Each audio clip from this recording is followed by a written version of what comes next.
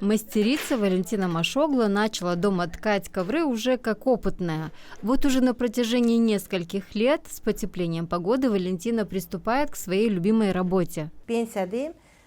Boş vakit var çok.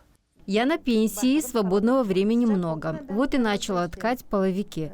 Как только потеплеет погода, начинаю работать в гараже. И так все лето работаю, правда, не целыми днями. Как закончу дома дела, сажусь за станок и в течение 5-6 часов тку половик длиной в 2,5 метра и в 70 сантиметров в ширину.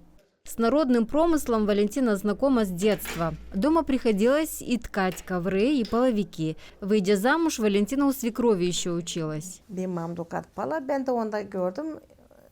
Моя мама ткала половики, вот я у нее и научилась. Потом вышла замуж, свекровь ткала, я ей помогала. После сама начала ткать. Мастерица ткет половики больше для души.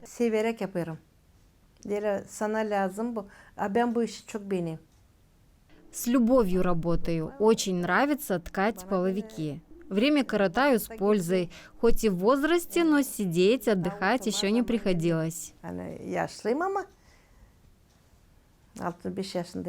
Тканный половик в доме – это уют и практичность. Сегодня люди стали возвращать в свои дома эти изделия, говорит Валентина.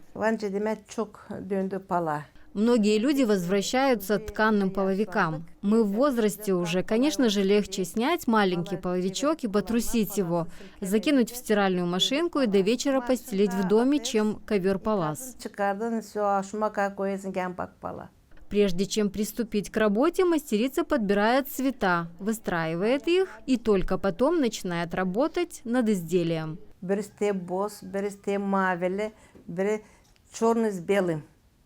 Beyazlan kara öyle de yaptım çok. Moskva dokudum, beyazlan kara da çok gitti. Кто-то желает половики в сером цвете, кто-то в синем, кто-то в черно-белом. В бежевых тонах в Кишинев просят.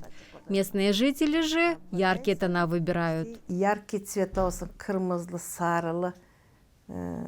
Например, sarı stili, kırmızı, mavi olsun рисунокlar.